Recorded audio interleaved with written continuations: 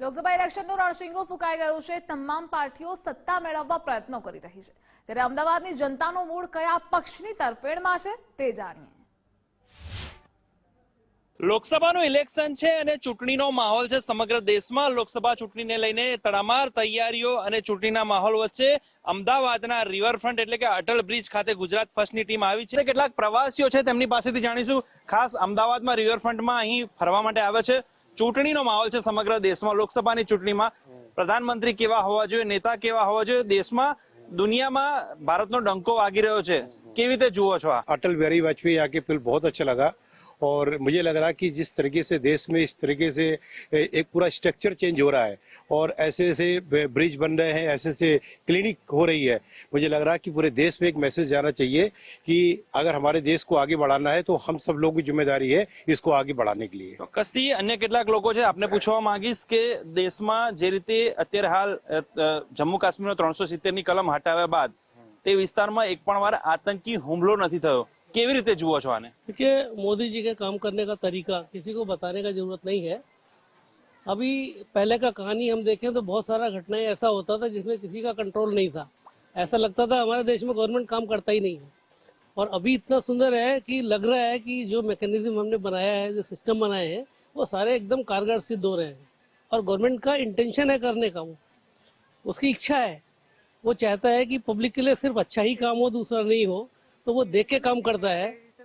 उसमें टेररिज्म भी कम कर दिया, ऑलमोस्ट जीरो है।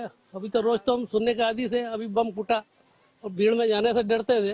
अभी तो क्या है, बम सुनाई नहीं पड़ता, और जहाँ सुनाई पड़ता है किधर सुनाई पड़ेगा, उधर असम में दूर में कहीं सुनाई दिया। इतना घटना तो वर्ल्ड में हो सकता है, लेकिन जो आम आदमी के लिए सुरक्षा का दृष्टि से चाहिए, उसकी सभ्यता की दृष्टि से चाहिए, सुविधा की दृष्टि से चाहिए, वो काम सारे इतने परफेक्ट हो रहे हैं कि मुझे लगता है हमने, मेरा उम्र अभी करीब 65 साल का हो गया है, 65 साल में मैंने नहीं देखा कभी, अभी तक किसी ने किया नहीं। सुनते थे, बात भी होता था, लेकिन वो धरती पे दिखता नहीं था।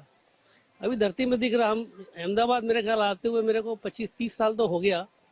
मैं जब भी आता था यहाँ पे बहुत सारा गंदगी भी दिखता था मेरे को, लेकिन धीरे धीरे वो मोदी जी के आने के बाद मैंने देखा चेंज हो गया। काकड़िया लेक बहुत अच्छा बना। पहला मैंने चेंज वो देखा था काकड़िया लेक का, बहुत अच्छा था वो। फिर मैं आया तो मैंने देखा रिवर फ्रंट बन गया, फिर इधर ये वाला एरिया बन गया। तो ऐसा लग रहा है चौतरफा काम हो रहा है। ऐसा नहीं कि एक ही जगह करके फोटो खींच लिया, हर फील्ड में, हर डिपार्टमेंट में और हर एक कॉलोनी के अंदर हो रहा है। चाहे वहां से वोट मिलता हो चाहे ना मिलता हो, तो पॉलिटिक्स के हिसाब से काम नहीं हो रहा है, ये गवर्नेंस के हिसाब से काम हो रहा है। It is wonderful and we all support Modi ji. And 400 पार नहीं, 100% वोट इनको ही मिलना चाहिए। ચોક્કસથી 400 પાર મોદી સરકારની વાતો થઈ રહી છે। ના માત્ર વિકાસ પરંતુ દેશમાં જે શાંતિ અને જે આતંકવાદી હુમલાઓ પણ હવે નથી જોવા મળતા, તે માટે થઈને મોદી સરકારના લોકો આભાર માની રહ્યા છે। ખાસ તમને પૂછવા માંગીશ કે દેશમાં જે રીતે અત્યારે હાલ વિકાસની વાત કરવામાં આવે, કેન્દ્રીય યોજનાની લાભ કેવા મળી રહ્યા છે? આમ જોવા જઈએ તો બધું સારી રીતના ચાલી રહ્યું છે। ઇન્ફ્રાસ્ટ્રક્ચરના કામ બી સારા થઈ રહ્યા છે। રિવરફ્રન્ટ જેવી રીતના અહીંયા આગળ જો રીતના બીજે બધે બી મંદિરો છે કે બીજા બધા બી ઘણા બધા કામ થઈ રહ્યા છે, અને લોકોને છે જે નીચેના માણસો છે એમના માટે બી ઘણું સારું છે, અને એ લોકો બી ઘણી એમના માટે બી ઘણી બધી સ્કીમો ગવર્મેન્ટ લાવે છે। એક ખાસ મારે કહેવાનું કે ખરેખર સ્કીમનો લાભ નીચેના સુધી પહોંચે એ ગવર્મેન્ટે જોવું જોઈએ, અને એ બી જરૂર છે। કેમ કે ઘણીવાર એવું થાય છે કે નીચેના માણસોને સ્કીમોની ખબર જ નથી હોતી, અને એના લીધે બી ઘણાને લાભ પહોંચતા નથી। બાકી ઓવરઓલ જોઈએ તો ઘણો બધો વિકાસ છે, ઘણું બધું ડેવલપમેન્ટ છે, ઇન્ફ્રાસ્ટ્રક્ચરના અંદર જોઈએ કે બીજી બધી રીતના જોઈએ, અને બીજું કે રોજગારી ઉપર બી ખાસ ધ્યાન આપવાની જરૂર છે। ચોક્કસથી તો અહીં અટલ બ્રિજ ખાતે પ્રવાસીઓ આવ્યા છે, તેમને જે કેન્દ્રમાં જે અત્યારે હાલ યોજનાઓ અને ઇલેક્શનને લઈને વાત કરી હતી। અન્ય કેટલાક લોકો પાસેથી જાણીશું કે શું અભિપ્રાય છે।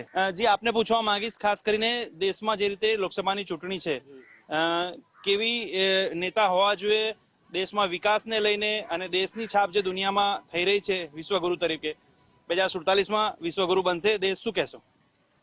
એના માટે શ્રેષ્ઠ રહેશે નરેન્દ્ર મોદી ભાઈ। એને 10 વર્ષોમાં જે વિકાસ થયો છે એ સારો છે। અમને એમ લાગે છે કે મોદી જ આવવા જોઈએ છે, એવી અમારી ધારણા છે, અને વિચાર છે કે આવો જ માહોલ હોવો જોઈએ। રામ મંદિર બનાવ્યું છે એમને, અને એવી રીતે રામ ભગવાનની સ્થાપના કરી છે આપણે, એવી રીતે એ પ્રમાણે આપણે નરેન્દ્રભાઈ મોદી આવવા જોઈએ પ્રધાનમંત્રી તરીકે. બાકી કોઈ વિપક્ષમાં નેતા છે જ નહીં એવા કે જે મોદી જેવા કામ કરે. આપણે મોદી એક સર્વશ્રેષ્ઠ નેતા છે, બીજું કોઈ વિકલ્પ જ નથી આપણે જોડે. વિપક્ષનો પણ કોઈ વિકલ્પ નથી. સર્વશ્રેષ્ઠ નરેન્દ્ર મોદી વડાપ્રધાન છે તેવી અહીં લોકો જે છે તેમની માન્યતા છે. અન્ય કેટલીક મહિલાઓ છે તેમને પૂછવા માંગીશ, ખાસ કરીને ઇલેક્શન ચૂંટણીનો માહોલ છે, શું કહેશો, કેવી સરકાર હોવી જોઈએ? મોદીજી. શા માટે મોદીજી પસંદ છે? સારા માટે પસંદ. ચોક્કસથી તો માહોલ છે ચૂંટણીનો ને અહીં લોકો નરેન્દ્ર મોદીને સપોર્ટ કરી રહ્યા છે. અમદાવાદના અટલ બ્રિજ ખાતે ગુજરાત ફર્સ્ટની ટીમ આવી હતી ને અહીં પ્રવાસીઓનો જે છે ચૂંટણીને લઈને શું મત છે તે જાણવાનો પ્રયત્ન કર્યો હતો. કેમેરામેન યજ્ઞમોહન સાથે સચિન કડિયા, ગુજરાત ફર્સ્ટ, અમદાવાદ.